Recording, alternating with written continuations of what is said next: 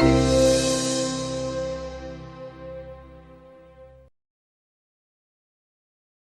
right, welcome everyone to the Authors That series. I'm thrilled to introduce Jeffery Gettleman. He is the East Africa Bureau Chief for the New York Times. He recently won the Pulitzer Prize for international reporting on his work in Africa. He has covered warlords, pirates, rebels, and elephant poachers. He's traveled across the continent several times using just about every mode of conveyance, from donkey cart and dugout canoe to a battered tandem bike. And he studied philosophy at Cornell and earned a master's of philosophy from Oxford, where he was a Marshall Scholar. He has appeared as a foreign affairs commentator on BBC, CNN, NPR, and other networks. He's also written for Foreign Policy, the New York Review of Books, the New York Times, Sunday Magazine, the New Republic, and GQ. He currently lives in Nairobi, Kenya, with his wife and 2 boys, and we're thrilled to have him here today. Thank you. Thank you, everybody. Just going to put this down for now. So let me begin just by asking, so I know what I'm dealing with. One person here has been in East Africa. Anybody else? Okay. Let me start at the beginning. So I grew up in a suburb of Chicago, Evanston, Illinois. And after my freshman year of college, I found myself on a trip to East Africa. And it was kind of a fluke. I had a friend who knew somebody else that was putting together this trip to drive from Nairobi to the southern part of Malawi, which is about 1,000 miles. And I asked my parents, I said, hey, do you mind if I go on this trip, and go with these guys to bring these medical supplies to refugees, because that was the mission of the trip. And my parents unbelievably said yes.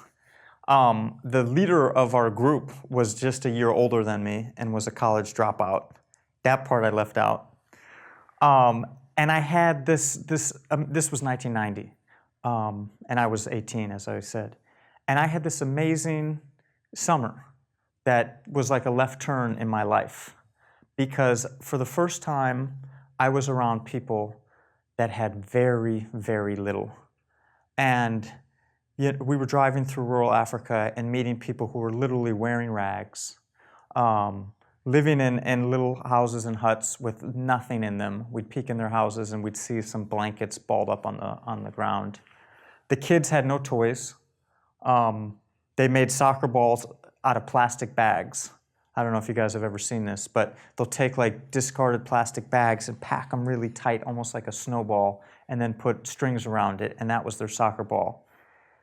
And I had never experienced poverty like that. I grew up pretty sheltered in this affluent suburb. But beyond the poverty was this spirit, this warmth, this sense of being around people who were very joyful and open and eager to share and to take us in. It gives me like a chill just thinking about it, because they had so little, yet they had so much.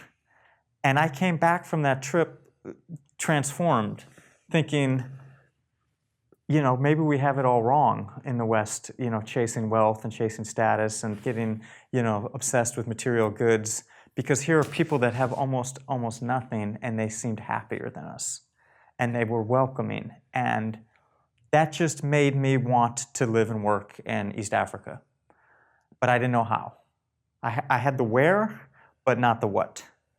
And so I then was kind of cast in confusion, because none of my parents' friends knew much about Africa. I didn't know anybody that was working in Africa. I had done this summer experience, but that didn't really amount to anything professionally. So I just kind of thought deeply about what I could do in this part of the world. I also studied Swahili at Cornell when I came back. That was one thing that I did do. And the first thing I tried is I thought I'd be an aid worker. I said, you know what, I'm going to save the world. I'm going to be an aid worker in Ethiopia, which was like the poorest country in the region at the time. It still is one of the poorest countries. It had just come out of a civil war. And so I did an internship for Save the Children in Ethiopia. And it was a terribly lonely, discouraging, frustrating summer. Just about everything we did wasn't working. there was a real resentment toward us. You know, we were talking before about that sort of savior dynamic. And that's really hard to get through because we were having all these programs and a lot of them made sense. You know, here's a more efficient way to farm your fields. If you're going to have sex, you know, wear a condom. That will cut down on your chances of getting AIDS. Here's some, you know, materials for better schools. But there was this resentment that we kept running into where people just felt like we were patronizing or humiliating them. Just that dynamic of telling somebody how to live their life is problematic.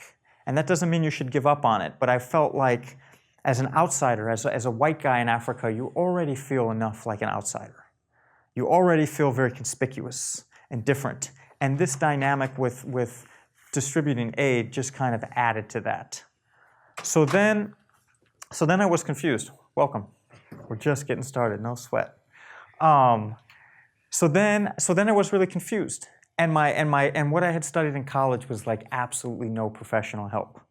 On my transcript, you know, I had Swahili, Indonesian, sculpture, you know, English literature, creative writing, history. I was all over the place. There's a line in the book where I said my college transcript was like a map to nowhere drawn by a blind cartographer, because it was like just, you know, you'd look at it and be like, what does this kid really want to do with his life? But then I got like an escape rope, which is I won the scholarship to go to Oxford, which basically just bought me like 2 years to kind of figure out what I wanted to do with my life. And that's when I decided that journalism was a good fit for me. And journalism was my ticket back. That's what I started saying. I said, you know what? I'm going to live and work in Africa. I'm going to be a journalist in Africa. And I'm going to do whatever it takes to get there. So I started by applying to newspapers all across the country. And this was at a different time. Like the newspaper industry today in 2017 is much different than it was in 1996. Actually, when I got into the business looking at sort of historical figures of circulation for newspapers, like 1996 was like the peak of American newspapers. There were papers all over the country that were growing, that were hiring, that were looking for young people. And I cast like a wide net, trying to find anybody who would hire me. And I got exactly one job offer. And that was in a little redneck town in Central Florida, north of Tampa. The newspaper was the St. Petersburg Times, which is a good regional newspaper, but St. Pete was like Manhattan compared to where I was started. I started in this little redneck town, population 5,000, Confederate flags everywhere, very racist, very violent, a lot of domestic abuse. And one of the first stories I covered was a scary one about a man who was accused of killing a little girl and disappearing her body. And I came into the office one day. This is all true story. It's in my book. I came into the office one day, and the editor said, I need you to do an interview with Willy Crane. And I said, who's Willy Crane? Because another piece of my story is I had a long-distance relationship with a woman who's now my wife. We met when we were in college, and we kept getting jobs in different places, and took us years to get our acts together and get in the same place. So I would go visit her on the weekends in Washington or New York, and then come back to this little redneck town, which was like, just intensified the culture shock. So I came back on this Monday, and the editor says, I need you to interview Willy Crane. And I said, who's Willy Crane? And he says, well, there's a girl missing, and Willy Crane is suspected of kidnapping and killing her. And what happened was, he met a woman. This guy, Willy Crane, was a crab fisherman. And he would go out into Tampa Bay and put these like steel crab traps under the water. Have you guys ever seen a crab trap or like a buoy that sort of floats on the water? And there are these steel cages that sit on the bottom of the ocean, and the crabs come in there. And this was his job. He had hundreds of these crab traps. And a few nights before, he had met a woman who invited him back to her house. They were watching TV, actually the movie Titanic, in her bedroom. She said her back hurt. He offered to give her some Valium. He gave her like 5 times the normal dose of Valium. They kept watching the movie. The woman had a little girl who was 8 years old. And when she woke up, he was gone and the girl was gone. And that's all anybody knew. And when the woman then called the police and said, I just woke up and I had this guy, Willy, and my daughter's missing, they ran his name and they told the woman that he had gone to prison for molesting little girls at the exact same age. And he should have been in prison for 50 years. And he got out early because it was at a time when the Florida prison system was very crowded and they were just kicking people out. And he got out way before he should have. So I'm this like cub reporter who wants to go to Africa, right? I'm not trained to cover the police. I'm just kind of faking it, as you do in a first job. You don't ask a lot of questions because you talk your way into the job. And if you start saying, well, actually, how do you do an interview and what questions should I ask? The boss is going to look at you and be like, well, why the hell did we hire you? So that's part of the whole magic, right, of those first jobs. It's like you sort of bite off a lot and really sell yourself, and then you have to sort of figure it out on the job. And there was a lot of that in this job. So I got an address for this guy.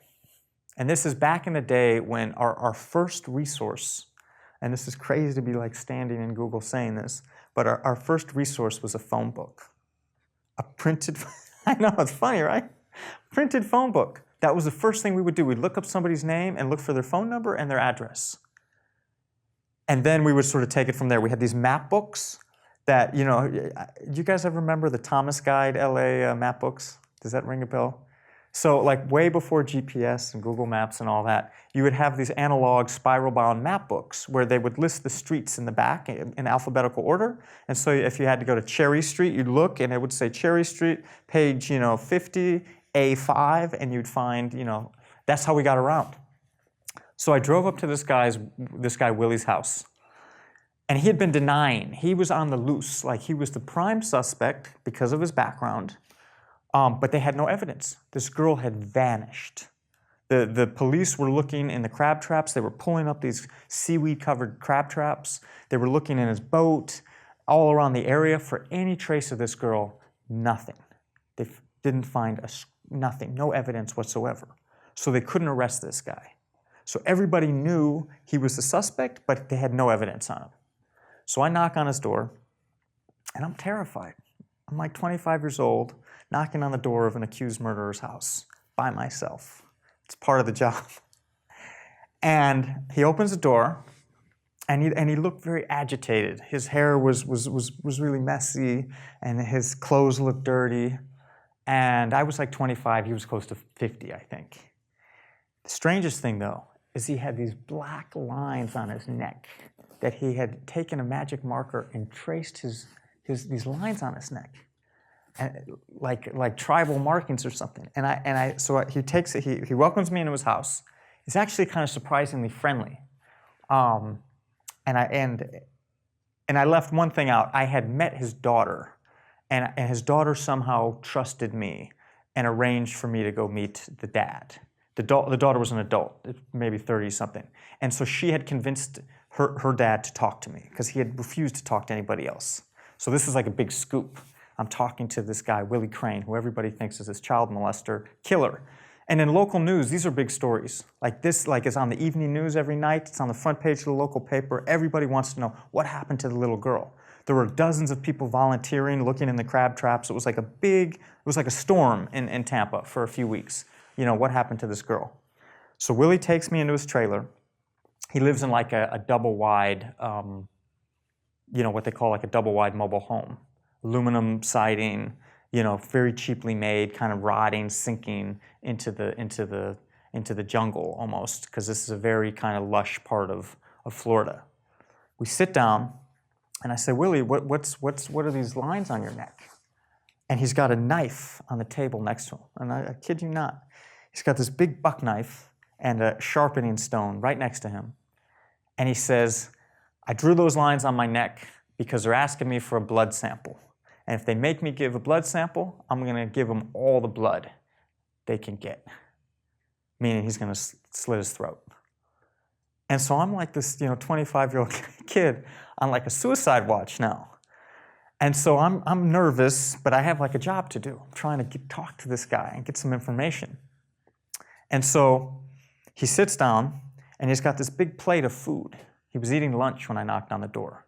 And he's got this big plate of food and these pork chops, and he's cutting up these pork chops. And I'm just trying to keep the conversation going because I don't know I'm like overwhelmed. Nobody's ever taught me how to sort of handle myself in this situation. I'm scared, like personally, that this guy might do something to me. I'm thinking he probably won't because he's already under so much suspicion. That kind of gives me some safety, but he could be totally crazy, who knows? And so we're talking, and finally I say, it's like, Willie, looks like you're pretty hungry. And he puts down his knife and fork, and he looks at me, and he says, damn, Skippy, I'm hungry. This is the first meal I've had since that little girl died.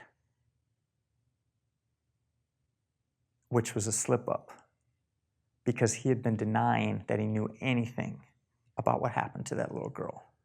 He had told the police, I just left that house that night. She was sleeping in bed. I have no idea what happened to her. She maybe ran away. She's out there somewhere. And so he's just admitted to me that he knows she's dead. And the instant he said that, the muscles under his eyes started twitching. And I just was terrified because I thought he did it.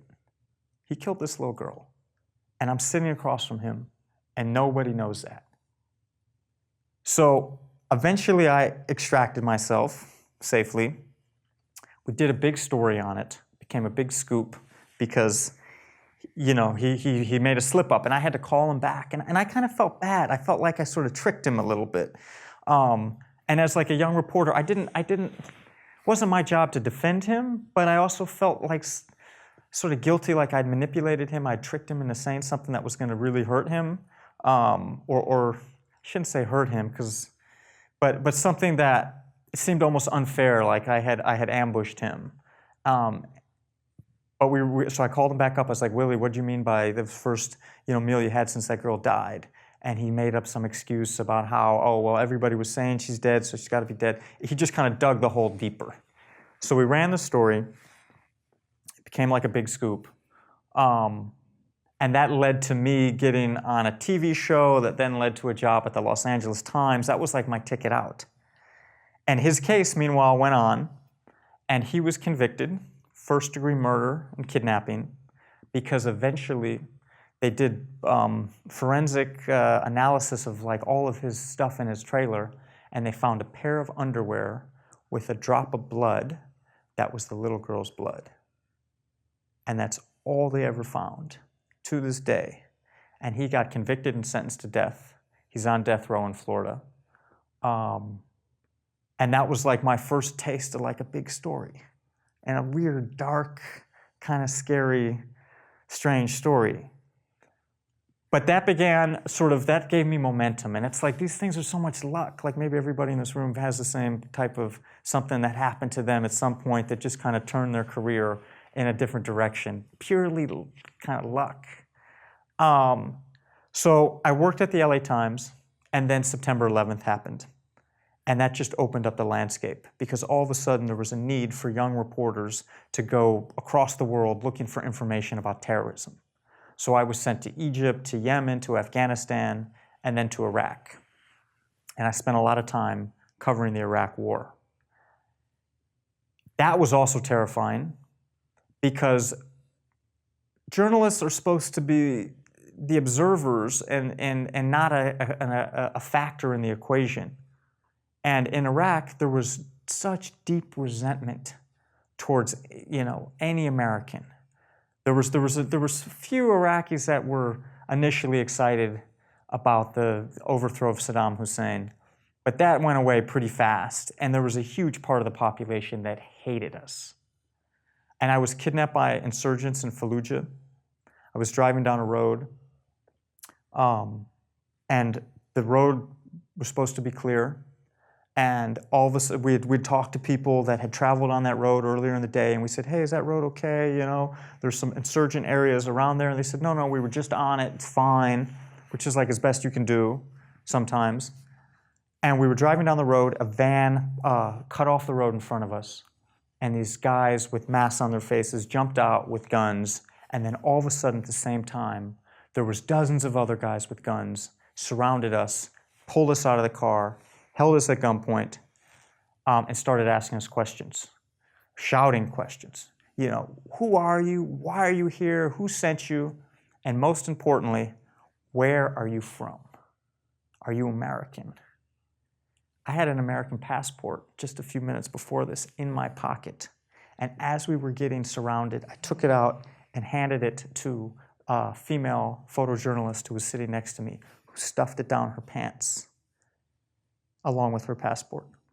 And so I then went through this lie for the next several hours where I told these guys I was Greek. I just kind of like thought of that on the spot because Greece was one of the few Western countries that was not in Iraq. France was the other one, but I don't speak French, and a lot of people do speak French. But so many other countries, you know, England, Australia, New Zealand, Canada, Italy, they were all part of this coalition to overthrow Saddam Hussein. So if you said you were from any of those countries, they wouldn't like that. So I spent the next several hours interrogated at gunpoint with these guys looking right at me saying, same questions. Again, they kept passing this up to different people, saying, who are you? You know, what are you doing here? Where are you from? Are you American? And at the end of the day, finally, some commander like put us through the questions again and then just said, get out of here. And we drove back to Baghdad. And it was only when we got back to Baghdad that I realized how you know, I was so caught up in the moment of just trying to save my skin that I didn't sort of understand like the gravity of it.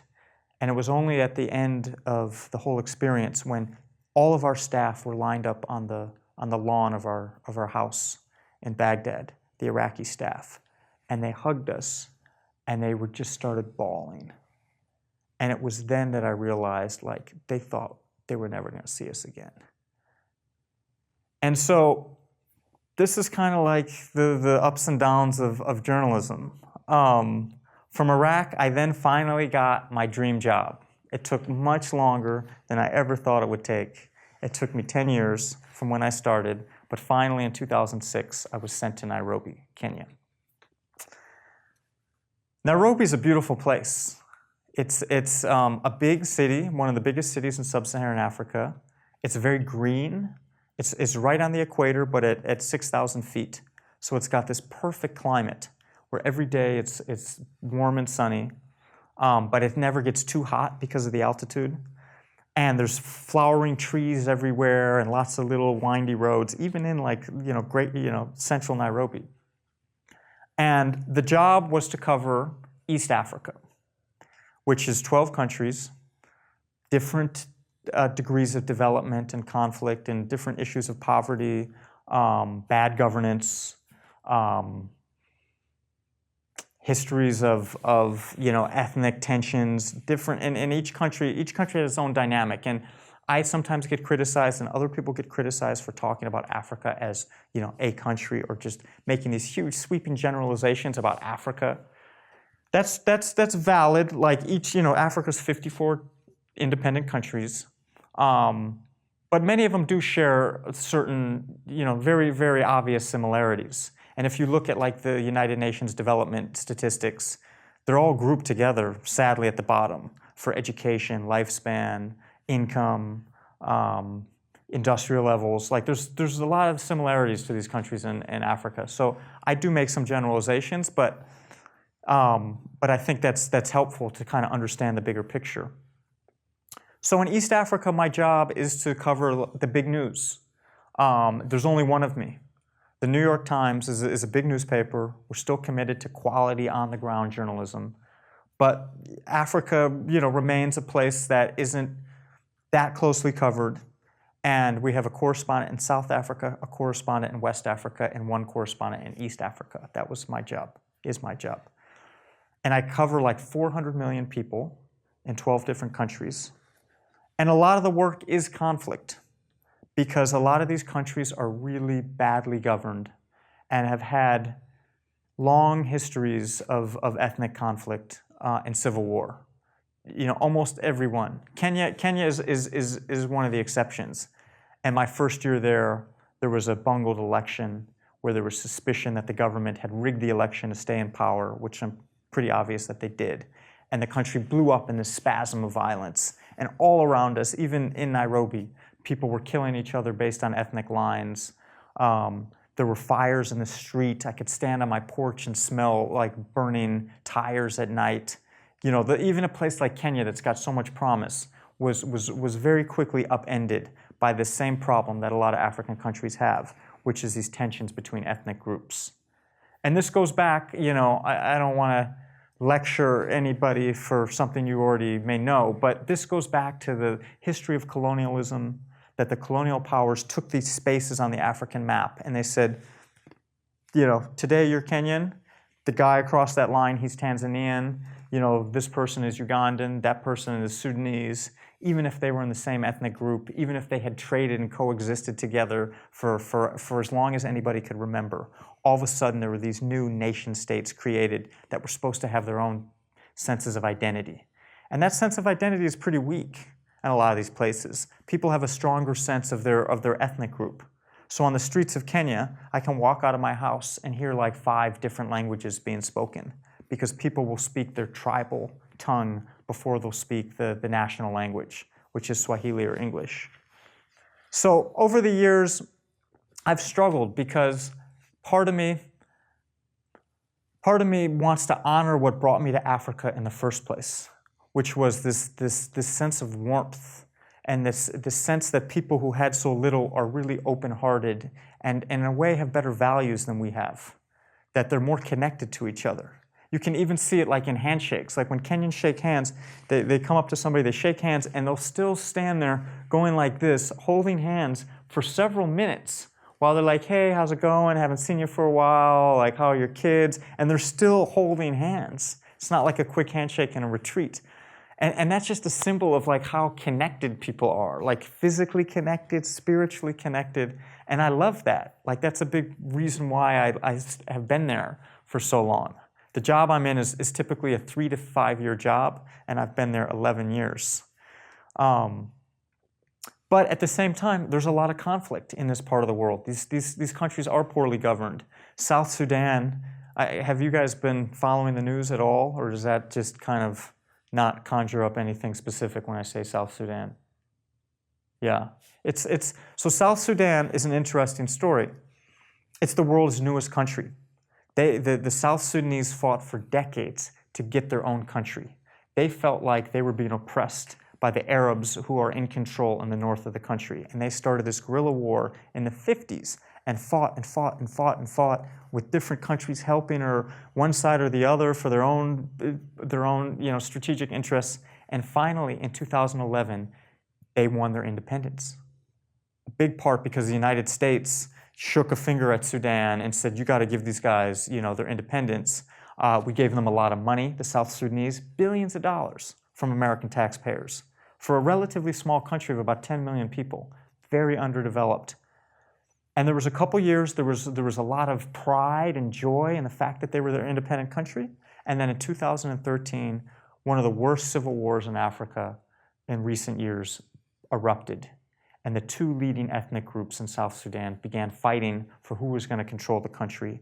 And it was like a fuse that ripped across the country and just started igniting fighting everywhere. And it wasn't just like men on men shooting each other. It was soldiers going into areas of the opposite ethnic group, raping women, killing kids, burning down houses. This kind of complete destruction is the way war is fought.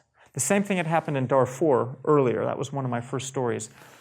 It's this very brutal form of warfare where there's like no battle, there's no battlefields, there's no lines. It's about making the other side suffer and just venting all your anger and resentment towards the other.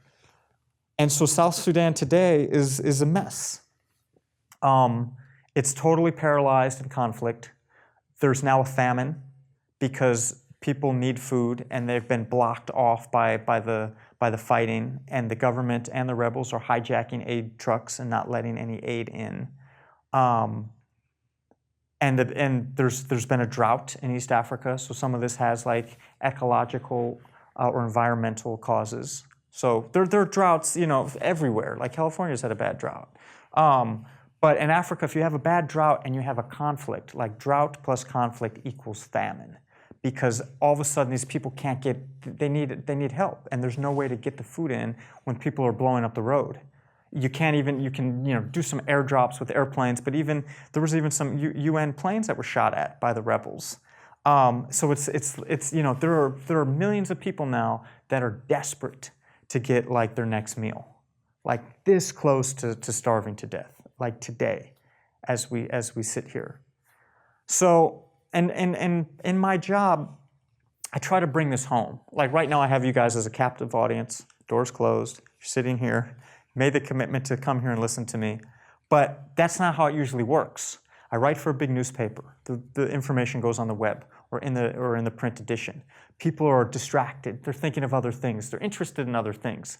And so I have to try to tell these stories with some urgency and to make them interesting or moving so you continue to read through the story.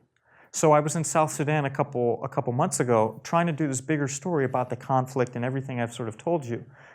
And I'm looking for some characters to tell the story, because in a way I'm in the empathy generation business. I'm trying to get people to care, because Africa seems so far away and disconnected. I care about it. Other people who've been there sort of feel the same feelings that I felt as a young person, that this is a special part of the world that they feel close to for whatever weird reasons. But that doesn't, if you've never set foot there, you're not going to feel that way. And so when I was in South Sudan, I found so just to give you a sense of my job. So I'll plan out a trip. I'll say, I'm going to go to a conflict zone because that's the best place to set the story. It's not in the capital of South Sudan where I'm sitting in a nice hotel, relatively nice hotel. No, I got to get out to the field. I got to talk to people who are suffering, because the story's about suffering. So I'll then make arrangements to take, let's say, a UN flight, because often in these countries, the United Nations is the only one that has like an airline. There's no other way to travel. There's no local airline, and it's too dangerous to go by road. If you go by road and you leave the city, you could get carjacked by soldiers or rebels, and they'll pull you out of the car, kill you, and take your stuff. It happens all the time. So just getting to these places becomes very complicated. So I go to a place in the southern part of South Sudan through a UN flight. We're staying at like a UN camp that's relatively safe. We then get cars to go out to outside the camp. And we go to these areas where people have lost everything. And we're walking through burned villages. We're in camps of displaced people that are waiting for the food supplies to come. And these are like concentrations of misery. And so then I get out and I introduce myself. And most people have never, some places they haven't seen many white people. And they definitely never seen a journalist. The only white people they've seen are aid workers. And so immediately people sort of surround me and they're like, hey, can you give some help to me? My son is sick, or my mother's hurt. And that's like a very helpless feeling that I then feel, because I'm just there to take things from them for a higher purpose, I like to think. But I'm not, I don't have a first aid kit in my car. I don't have huge supplies of food. That's not my role. And sometimes we get to these areas and there are no aid workers. And we beat the aid workers there. And so the first, we show up and everybody surrounds our car and they think, oh, great, Save the Children has arrived. And it's like, no, the New York Times has arrived. Tell me your story. So just to use this as an example, so in this situation just a couple months ago, I found a man who had just lost his wife. And he told a very sad story about how he lived on this farm with his wife. They were very poor. They had a plan, finally, to go get their first cell phone. They were going to walk to town on a Saturday afternoon and buy a cell phone for the first time. Because there is in a lot of these places, you'd be surprised, almost everybody now has usually not a smartphone, but a little Nokia phone. That's pretty common. You have to be rather poor these days to not have that. But these people were like that. And this man had this plan to go get a phone with his wife, came back to his house after working in the fields. House was on fire, farm was burned, his wife was dead on the ground, part of an attack where the same government that the United States funds and supports had gone into this area, infuriated about rebels, and just wiped everybody out. And a lot of times people are very stoic, especially in this part of the world where they've dealt with a lot more adversity than most of us will hopefully ever deal with or probably ever have. But that became a kind of basis for my story. So I thought, you know what, people will be able to connect to this guy. Like, he's, we all can just imagine the like shock and sorrow we would feel to come home and be expecting to see our loved one and they're dead. And not just dead from a disease or some accident, but somebody killed them. And so that became like a front page story in the New York Times. What difference does it make? I don't know. I mean, I like to think it's at least reminding us of what's happening. Where we're sitting, we're in like one of the most successful nations in the world, and one of the most successful parts of that nation. This part of Northern California, and one of the most successful companies ever. And it's like easy to forget that there's like a whole nother existence out there. And just to kind of finish up, and then I'd like to hear some questions from you guys, but I just think that idea of empathy is like the most important thing. Because if you can start to sort of empathize and relate to people with a totally different outlook and walk of life and experience, then you'll care a little more. And it's like I tell my kids, I have a 5- and 7-year-old son, it's really like all about sharing. You tell your kids that, share, don't fight. And it's like, that's all we need to do. We just need to share some of our time, some of our feelings, some of our money, and it will go a long way. And it's hard. Like in South Sudan, the United States government tried to help this place stand up on its own 2 feet, and it hasn't worked out. But that doesn't mean we should just give up, because the people like that guy I wrote about, they had nothing to do with the conflict. They bear no responsibility whatsoever. They are victims that were just living their lives and got caught up in this collapsing state that's eating itself.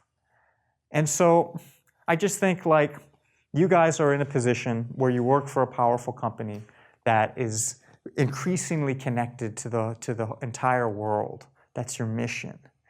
And you just should think about these people. Think you're sitting in your office, you're sitting in this room, and there's like some kid in South Sudan like desperate to get on, Google right now. His phone doesn't work, or his power just went out, or his battery died, or the speeds are really slow and he can't get anywhere, or he's on and he's starting to explore the world from his situation in some little village in South Sudan. So whatever message I would impart to you guys, it's that. It's just like, try to remember, it's hard. We're all caught up in our own things, That's how human beings are. But just try to remember there's like another world out there. And the more we're sort of connected and empathic with that, actually the happier we'll be as people, and the more help we'll be giving. And so in the book I wrote, just to kind of plug my book, and then we'll go to questions, I just talk about this. I talk about why I really care about Africa, what I've learned from it. And if anything, just, how it's helped me be a better person. A big part of my book is a moral journey. As a college kid, I did a lot of stupid things. I hurt people. I made mistakes that I regret. I learned, it took me a long time to kind of learn how to be a better person. And I get a lot of that from living in a part of the world where I think people kind of have better values in many ways. Despite all this I've said about conflict, a lot of that is just coming from a few people at the top, and it's making many suffer. But people are more connected. And it's that's what we're doing with this technology. We're sort of bringing the world more into closer contact with each other. So that's my spiel. I appreciate you guys giving me some of your time. And I would love just to take a few questions about my book or myself or this part of the world, anything. Fire away. You can hold the applause. Yes, sir. So you mentioned bad governance several times, right? But I guess they're not equal. Out of these countries, where do you see the most hope as being, for example, I went to Tanzania on safari thinking that it's one of the better run countries and the concept of family in Ujamaa. So, I mean, what are some good examples of some good governments there? Or which is better a lot out of those 30 countries there? Where were you in Tanzania? I went on safari, so I did the usual Serengeti and Ngorongoro. Serengeti, Ngorongoro, and Tarangire. When was this? This is 10 years ago. 10 years ago, okay. So it's changed a lot. Tanzania is an interesting example because there is harmony in Tanzania, which there's not in many African countries. There's a sense of national identity in Tanzania, which there is not in many countries. But Tanzania is really poor. And Tanzania will always be behind Kenya and some of the other countries in that region because of its history of socialism. And some of it failed really bad, like these forced farms and things where they, it was kind of like the Great Leap Forward. But they got some things right. And their governance, so their economic policy was really bad. But they got some political and social issues absolutely right. And that was, let's think of ourselves as Tanzanian. For better or for worse, we're stuck in the same space that's called Tanzania. Like, we can complain about colonialism, we can look back and say, you know what, it makes no sense that Maasai, 50 yards away from me is a Kenyan and we are Tanzanian, because those lines went right through ethnic areas. But that's the way it goes. And the African Union actually made a decision in the 60s when it started not to revisit colonial borders, because it would be like, this endless problem. There would be disputes all over the continent because none of those borders make sense. So the Tanzanians did something smart. The first president, Julius Nyerere, and he said, we're Tanzanian, everybody's got to speak Swahili. No local language. You got to speak Swahili. And to enforce that, they did it was almost like desegregation busing. They took kids from Western Tanzania and they sent them to Eastern Tanzania for high school, or from the north to the south. They mixed people up. So there was no way to just get comfortable in your area and only speak your local language. And to this day, I studied Swahili in college, and in Tanzania, it's like beautiful Swahili. They speak, that's their national language. And that permeated more than just a linguistic issue. It resulted in more social cohesion. And Tanzania has no history. It's one of the few countries in Africa, literally, there's very, very few out of all those 54 countries with no history of ethnic conflict. So that's an example of some very good governance, but they did disastrous economic policy where they said everybody should live on these collective farms and work together, and the productivity went down and people starved. It was, just all that we know from history shows that doesn't work. I think Tanzania is one of the signs of hope because that cohesion and stability is there. I don't think anything is gonna shake that up in the near term. Kenya's very hopeful too. It's just messy politically. It's very ethnic. I can look at somebody's ID, see their name, and have a 90% chance of guessing who they're going to vote for, because I can tell their tribe by their name, and I'll know who they're going to vote for, because people vote almost everybody in that country, except a few urban intellectuals, will vote for the person of their tribe. And that results in all this kind of crappy politics, because if you have a corrupt leader, a corrupt politician, and he's from your ethnic group, you're going to vote for him because he's your guy. And so these guys get away with murder. The salaries in Kenya, this is an interesting fact, the MPs, the members of parliament in Kenya, make something like $200,000 a year. So in absolute terms, they are some of the highest paid lawmakers in the world. If you compare it relative to the national to the per capita national income, average income, it would be like a congressman making $20 million a year, because the average income in Kenya is $800. These guys make $200,000. If you look at the American average income and then project that out by the same factor, it would be like a congressman making $40 million a year. They keep getting elected. People vote for these guys. They give themselves raises. It's all because of the ethnic politics. So some of that has deep roots. It was the way these countries were created. They're young. Most of the countries in Africa are less than 60 years old. America was a mess 60 years in. That's when, brother was killing brother in the US Civil War. So you got to keep that in mind. It's not an excuse, but it brings up this issue of what's the yardstick? Do we hold them to the same standards as our countries, or do we hold them to their own relative standards or something in between? Because you don't want to get too relative. Like what's happening in South Sudan with people slaughtering each other is absolutely wrong in all cases. So I think governance is key. And then there are a few examples of good central planning, but repressive governments. So like Rwanda, very good poverty programs, very good development programs. Rwanda is this tiny little country packed with people. It's one of the most densely populated countries in the world, and that's a problem. And so they got to be really smart how they use their land, where they put their roads, everything, family planning, and they're doing it. But there's almost no freedom in Rwanda. If you have a difference of opinion, you were thrown in jail or killed.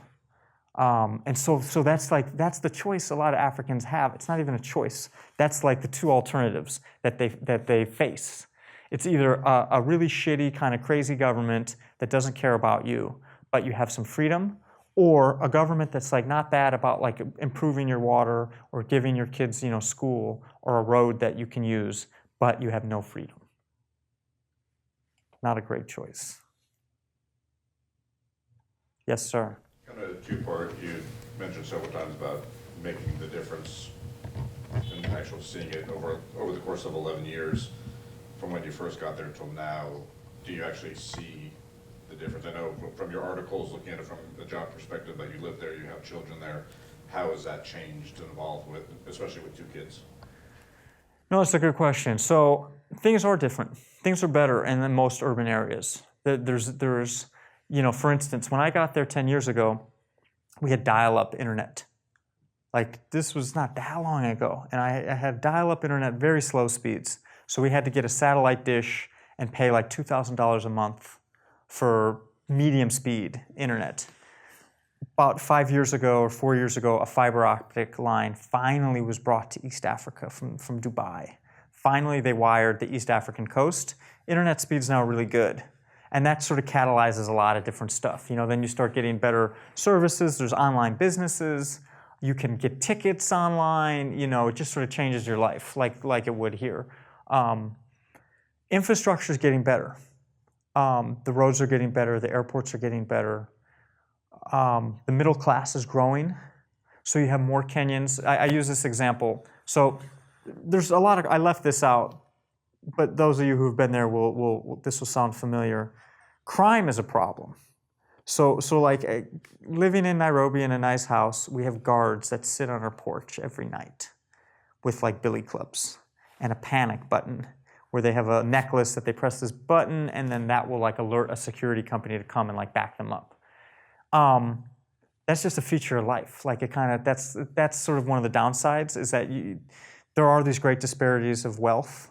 And there's a lot of poor people, and it tends not to be like super hardcore violent crime, but there's still home invasions and carjackings, but it's usually not gratuitous. So we have these guards that sit on our porch. 10 years ago when I moved to Kenya, their phones would never ring. I never hear them talking on their phones. Now I hear these guys talking all the time on their cell phones. They're getting calls from their villages, they're talking to their wives. That little improvement in their like disposable income, their salaries have gone up, the cell phone costs have gone down. They might not be quite middle class, but they're gainfully employed. Their lives are getting a little better. They now have enough money to talk to like their people back home. So that stuff is, the development is happening. You're seeing it. Sometimes it's not. We're like exporting the wrong stuff. I would say like. There's Domino's Pizza, there's Burger King, there's Cold Stone Creamery. This kind of like high-cal, unhealthy food that people, like Kenyans actually eat pretty, everything there's very natural because there's, like fast food hasn't up until recently been a phenomenon. So if you go to a Kenyan restaurant, you order like a burger and fries, it's gonna take like a half an hour. But there's like somebody like peeling the potato, It's going to be fresh. When you do get it, it tastes really good because it's like made fresh. So now that's sort of some of that's going away, and It's like Americans are trying to eat more healthy, like red meat. I'm doing a story about land issues because Africa's population is growing very fast, and Africans rely on land. And there's going to be these like pressures on too many people, too little land. And so I was looking at beef stats because, beef. I'm not like I eat beef, but a lot of like vegetarians will go on and on about the resources that are needed to like feed a beef cow, right? So the U.S. and Europe, they're decreasing the amount of red meat that we eat, mostly for health reasons, but other reasons. In Kenya, like the beef, people are now have enough money to eat red meat, which is like a luxury. And so there's more herds, there's more cows, they need more space, and that's creating all these other issues. So that stuff is, but so development brings its complications, but overall lifespans are getting longer, kids are healthier, more people are being educated, they have more access to technology. In the urban areas, that's true. But at the same time, you have these places like South Sudan or Congo or Somalia that I cover, and they're stuck. They're not much different from how they were 10, 15, 20 years ago. And those factors about bad governance and conflict, that's still like embedded in these places. So there's no quick solution. All the leadership in South Sudan is been tainted. That's like putting it politely. They're all really bad. They're all like pretty brutal and corrupt. All of them. So you're going to need like another generation or two for these guys to kind of fade out before you have any hope of like better leadership. And then one thing I'll bring up, because we just have a few more minutes, wildlife is like a big issue. Because, as these populations grow, they need more, people need more space for farms, for roads, for housing. And what you're seeing right now is like this onslaught on elephants, on rhinos, on natural environments where these animals live. Sometimes it's intentional. There are people that are going out and poaching elephants because there's a demand in China especially, but other Asian countries for ivory. And that's pushing up the price of elephant tusks. And so you get these poor guys in Kenya that maybe make, $100 a month, if that, $50 a month, and they can make thousands of dollars, like killing one elephant. And that's like hard economics to overcome. So you have this, so right now as we speak, there's been more elephants killed in like the last 10 years than a higher proportion of the elephant population than ever before. And it's scary because it's a finite, there's a few 100,000 elephants left, that's it. And they only live in these like big wild spaces. That's the direct threat. The indirect threat is just development. People, like I see it in Nairobi, the city is growing into like these areas that used to be kind of rural or the bush. And now they have housing, neighborhoods on them, subdivisions. And there used to be wild animals there, or farms. And so there's going to be some problems with that. And there's hard choices to make. You have a growing population. You need to feed people. Do you set aside land that could be farmed and say, no, you're not allowed to farm that, that's where elephants live? Or you just kick out all the elephants or kill them off and then say, we need to use that for a farm?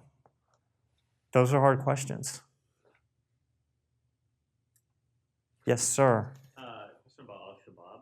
Yes. It seems like the peak was the Westgate terrorist act, and from then you get glimpses, but I actually am not current on where they are right now. I know they're shutting down, but there's talk about shutting down the Dadaab, the refugee camp, and right. Not. No, that's a good, let me like knock on wood as I answer this, because they've been down the last couple of years, but they were down before Westgate, which was what was scary. So the Westgate Mall was a big mall in Kenya. In 2013, these 4 guys came in there, part of an Islamic group, and they just started machine gunning shoppers and civilians. And then they kind of took over the mall for a few hours until they were kicked out, and about 100 people were killed. Kids, shoppers, just ordinary people, terrorist attack. They had been quiet before that. And everybody's like, oh yeah, what happened to Shabab? And all of a sudden, boom, one of the worst like terrorist incidents in recent memory anywhere. They're under a lot of pressure. The U.S. has like done a good job of killing the leaders with drone strikes and airstrikes. They struggled for years to get good intelligence, and they now seem to have it because they're killing the leaders. But it's a big group. Somalia has like really bad governance and is just kind of an open space where you could do anything. So they're still there.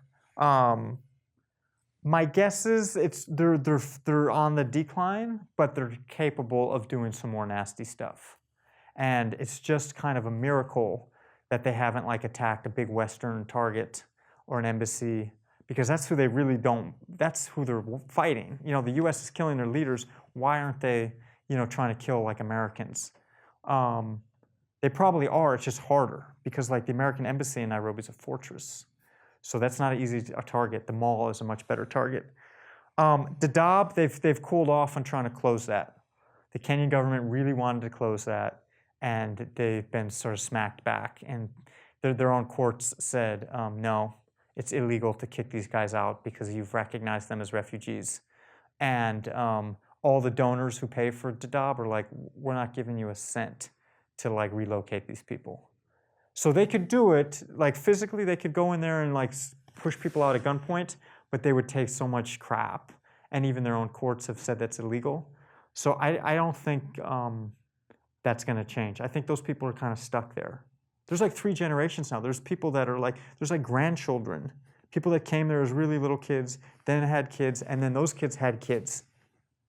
Yeah. You know, it's like permanent. And up. We have time for one more question, which I'll ask. Please. So there are obviously many ups and downs to being a journalist.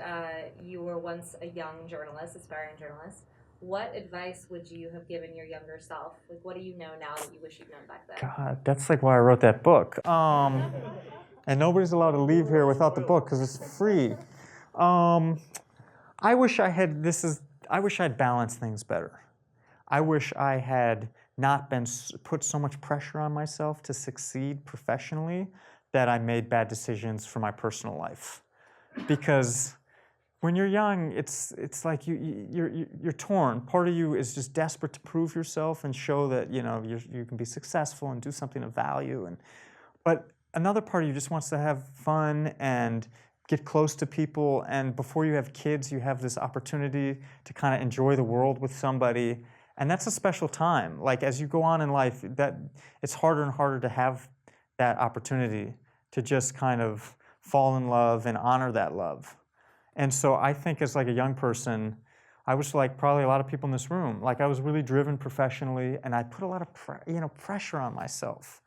And I should have just kind of chilled out and been like, it'll work out. And I should have like honored my personal side of my life more. Because you don't get that time back. You know, you're only like 20 or 25 like once, and then it's done.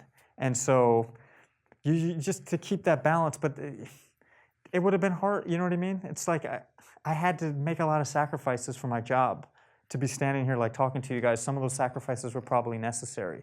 But I think I could have had a little more perspective. And I didn't. I was like really singularly focused. Well, that's all we have time for today, but thank you so much for joining us. Stick around for a copy of the book, and let's give them a big round of applause. Thanks, guys.